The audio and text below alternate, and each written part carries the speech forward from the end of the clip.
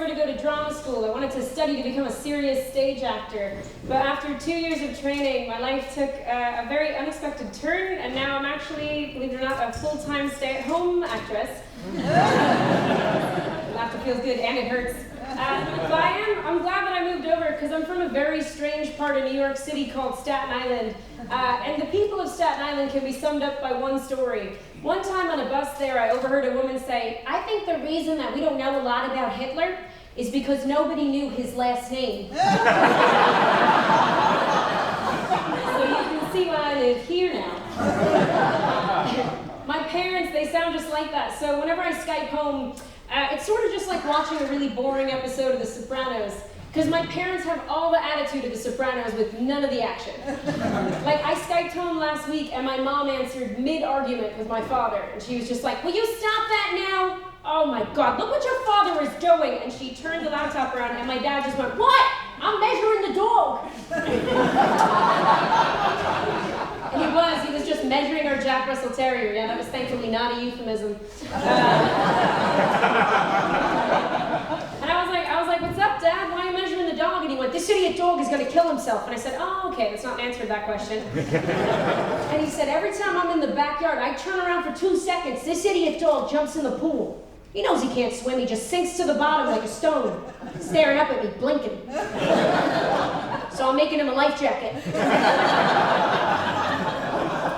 And I was like, "Jesus, Dad, why do you think the dog's trying to kill himself?" And he just went, "Honestly, I think he knows he's a prisoner here." And in case you're wondering, my dad did make that life jacket. What was it made out of?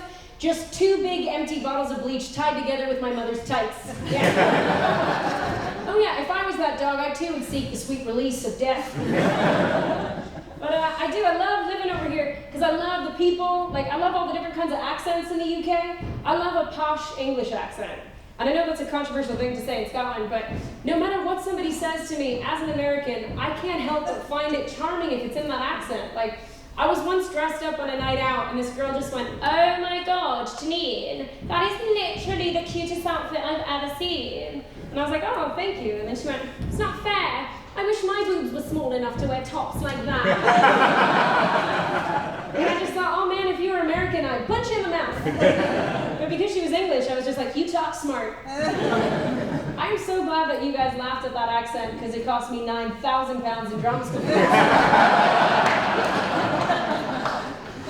It's only ever come in handy twice in my life.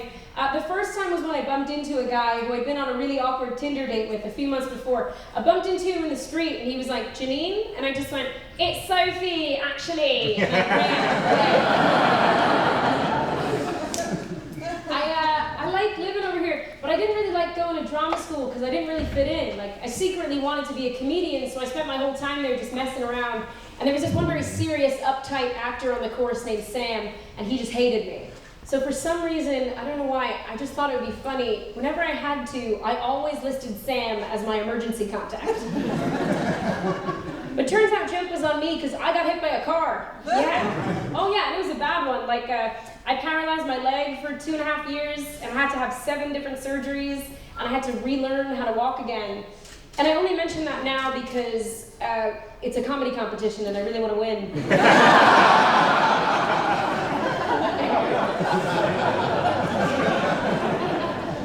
No, but I am glad that I moved over. But probably the best thing about moving over is that I met my boyfriend. And I remember on one of our first dates, he asked me what I thought the biggest cultural difference was between the US and the UK. You know, like, is it food or sense of humor? And I said, hands down, it's circumcision. Oh yeah, because I don't know if you guys know this, but in the States, basically all the boys get circumcised. Did you guys know that? Yeah. One man at the front is like, "Yes, I've done the research, yeah." But I didn't know, so when I moved over here, I was really shocked because I had never even seen organic produce before. And I did not know to expect it, because it's not the kind of thing to give you a heads up about on TripAdvisor. So when I messed around with a British guy for the first time, I was just like, okay, they grow differently here. Because American men, they don't get the snip, they're just hanging out in your face, but British men, you're much more reserved. Even your penises like to keep to themselves. Fun fact, even though my boyfriend isn't American, he is circumcised. I insisted. He's actually Irish, but his name's Andrew, which is a bit boring because I love Irish names. Like, my first ever flatmate was an Irish girl. Her name was Kiva, which is spelled C-A-O-I-M-H-E. When she told me that, I was like, that's not a name. That's a Wi-Fi password. But Andrew he's a good guy, because I've dated a lot of jerks. Like, I once went out with a guy who joked at a beach in front of our friends that my back hair gave him beard envy. Yeah, it's cool though, because I just told him I was actually completely hairless before we met, but then we slept together. My body identified that I was the alpha and responded accordingly. He was such a jerk, that guy. He was an actor as well, but the best thing he's ever been in was me, so yes, fuck you, Shane. Got the microphone now. But I've never said that before. But Andrew, he's great. We've been together 3.5 years now, so it's my first ever long-term relationship, so I'm just like really excited to see how it'll compare to the next one. Because it's tough when you're in a long-term relationship to keep the spark alive, you know? Like, we're not having as much sex as we used to. Right, Andrew? Hey! Because it's hard, like, at the beginning, it was like we couldn't keep our hands off each other. I remember one time at the start, Andrew was like, come on, let's go. And I was like, oh no, I'm actually on my period. You'd probably just think I was gross. And he was like, Janine, I love you. I would have sex with you if you had blood coming out of your ears. And I just thought, you are no longer my emergency contact.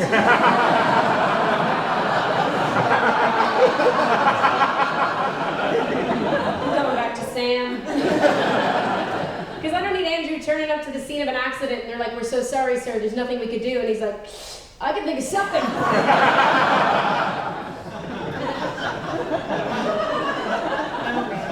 That's very embarrassing for him. But I'm going to leave you guys on this last story. So like I said, I'm a stay-at-home actress, but a few months ago I got cast in a film opposite Keira Knightley, and I was like super excited because it was a biopic, so I was playing a real person.